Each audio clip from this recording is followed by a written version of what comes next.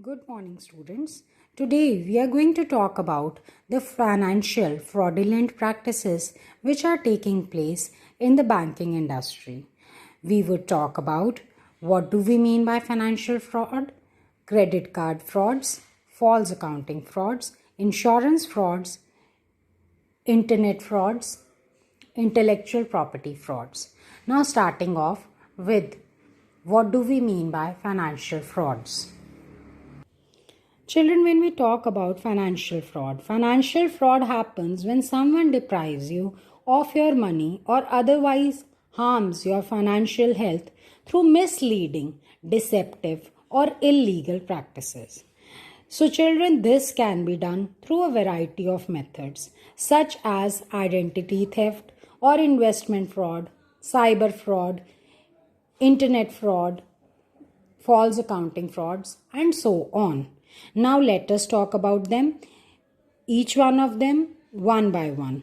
Let us start off the first one, that is credit card frauds. Children, let us know first as to what is the credit card fraud. Children, credit card fraud is a broad term consisting of theft of the credit card or your debit card and fraudulent use of the funds therein. Now children, when we talk about the credit card frauds, let us know as to why does it happen. The purpose of this fraud, children, may be to obtain goods without paying or to get unauthorized funds from the accounts of the person concerned. The credit card frauds, children, may occur in two main ways. First one is when theft of your physical card is done. The second type of fraud which is done through credit card is the information concerning the credit card, such as your details that are personal to you may be stolen and bank account may etc. can be known. Say there is a call being made to you as to tell your credit card details and you share your credit card details with that person over the phone. So he or she can use by misleading you your credit card. This is how, children, the credit card frauds are done.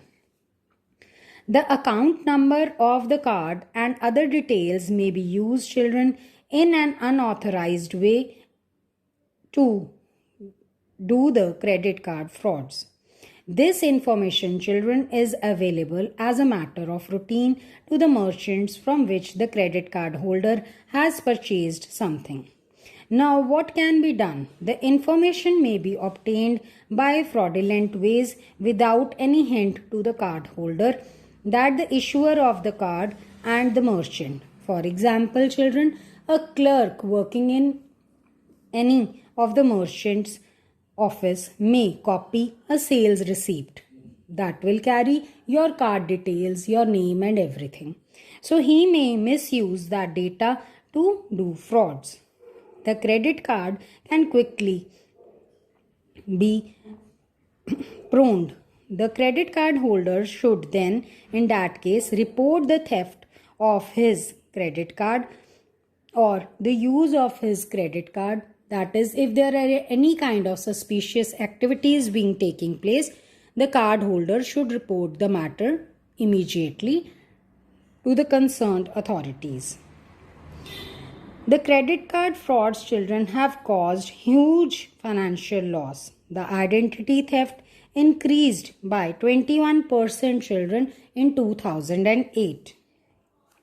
Now, there are some precautions which the credit card holder can take to avoid such activities. The credit card holder can check the risk of fraud by checking their account frequently.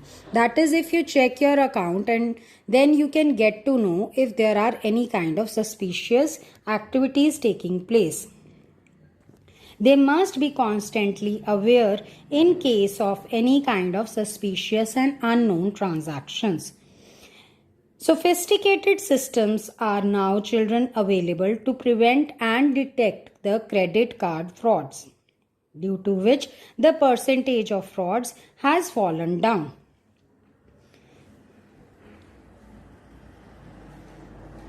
Now, children, let us talk about the false accounting fraud. As to what is it? When we talk about, children, the false accounting fraud, it occurs when the asset of a company are overstated or its liabilities are understated in order to make it appear financially stronger, and what is in reality is different from the one which is stated.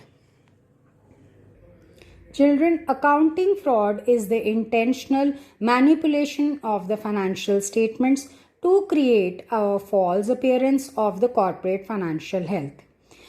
When we talk about accounting fraud, children, it involves an employee, an accountant, or the organization itself misleading the investors and shareholders. What a company can do. A company can, children, falsify the financial statement by either overstating its revenue, not according to the expenses, or misstating the assets and liabilities. Children, when we talk about accounting fraud, kindly note it is illegal alteration of company's financial statements in order to manipulate a company's apparent health or to hide profits and losses. Overstating revenue, falls to record expenses, and misstating assets and liabilities are all ways to commit this kind of accounting frauds. So, children, this is either done by overstating the revenue or by understating the assets and liabilities. Now let us know some of the examples of false accounting. Say an employee inflating claims for expenses. That is, he is claiming more for his expenses. So that is false accounting. The other example is an employee falsify accounts to steal money. That is, he is an accountant and he is falsifying the accounts because he has some bad intentions to steal money from the company's business. An employee using false accounting to hide the losses caused by trading or fraudulent activities. A company trading despite being insolvent. So all these, children, are some of the examples of how a company can falsify the accounting data by either overstating or understating. An organization, children, can take certain steps to protect itself from false accounting. That is, let us know some precautions which an organization can take. The first one is, children, they can prepare and communicate a whistleblower policy. That is, they can check whether the accounts have been misleading ones or not. Then they can also use unique identification and password to control the access to systems and building. They can do the rotation of job of employees to find out if there is any particular employee who is trying to falsify the data of the company.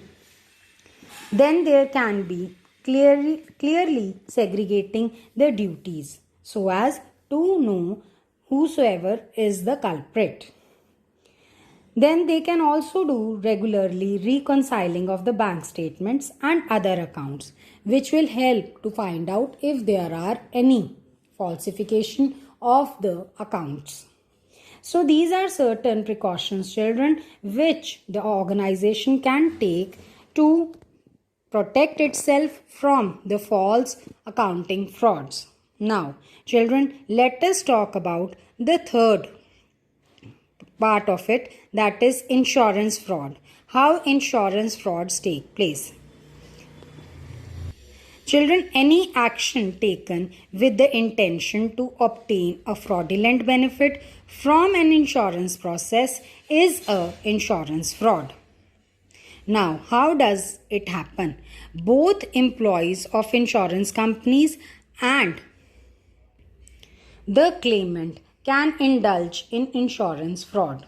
That is, it can either be done by the employees of insurance company or even by the ones who have got their insurance done. That is the claimant. Now, false insurance claims are examples of this type. Say there is no death of any person, but there is, say, falsely being shown that the person is no more in this world. Just to claim the insurance policy, such things are being done by claimants. Now, children, such type of fraud happens when a person tries to obtain some advantage to which he or she is not entitled. It may also occur when insurer knowingly denies a due benefit to the insured or beneficiary.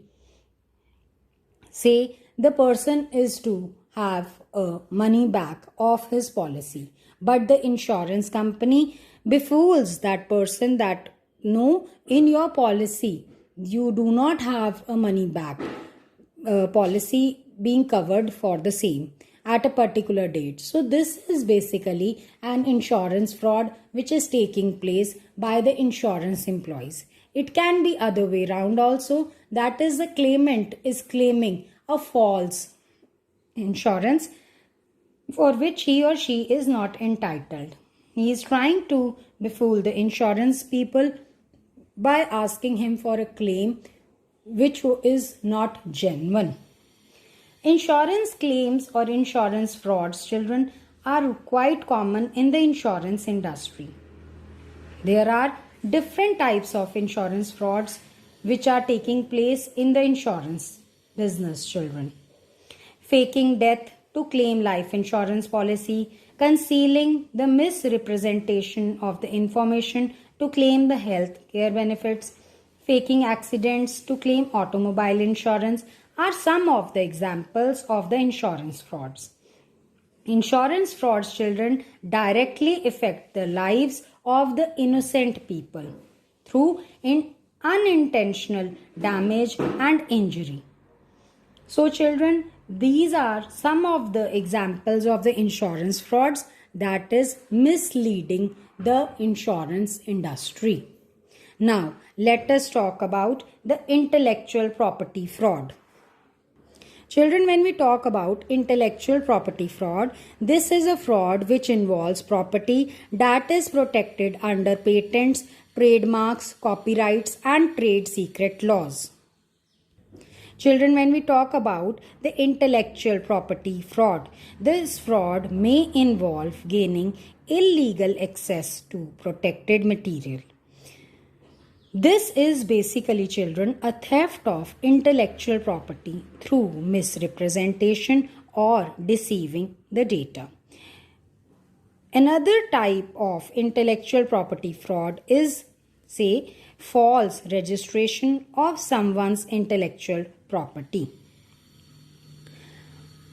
Children, very common type of intellectual fraud is known as inventor promotion fraud.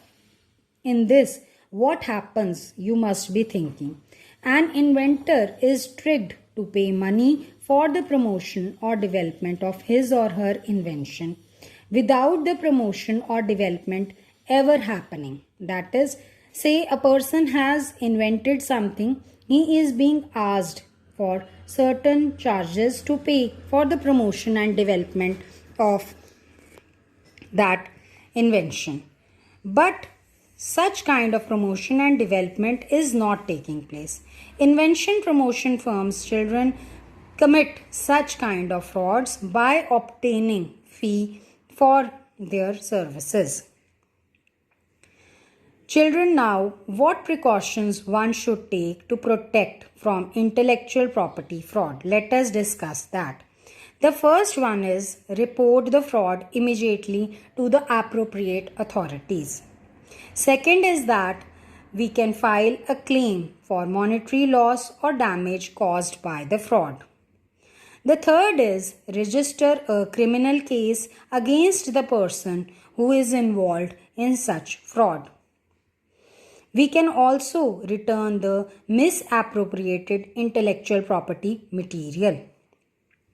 Now, children, let us talk about the internet and cyber fraud.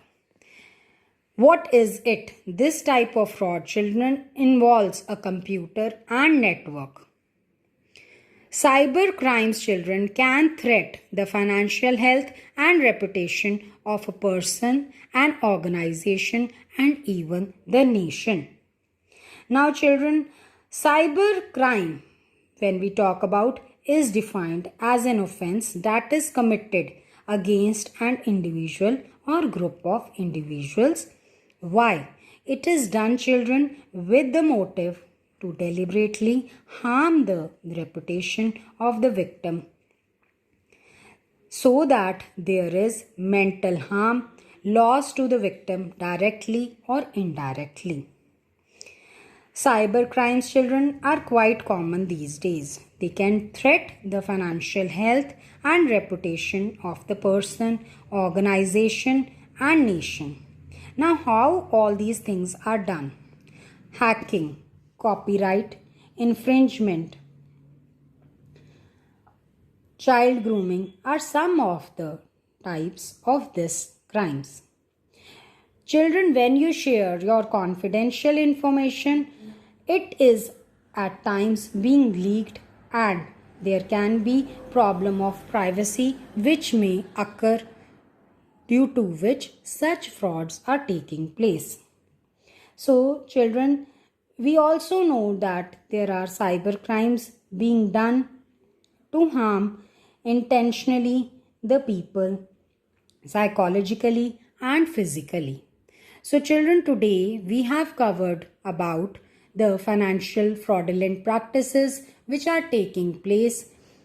In this, we have covered about the credit card frauds, intellectual property frauds, insurance frauds, false accounting frauds, and cyber frauds. Please go through the video carefully and clear your doubts over the Microsoft Teams. Thank you. Have a good day.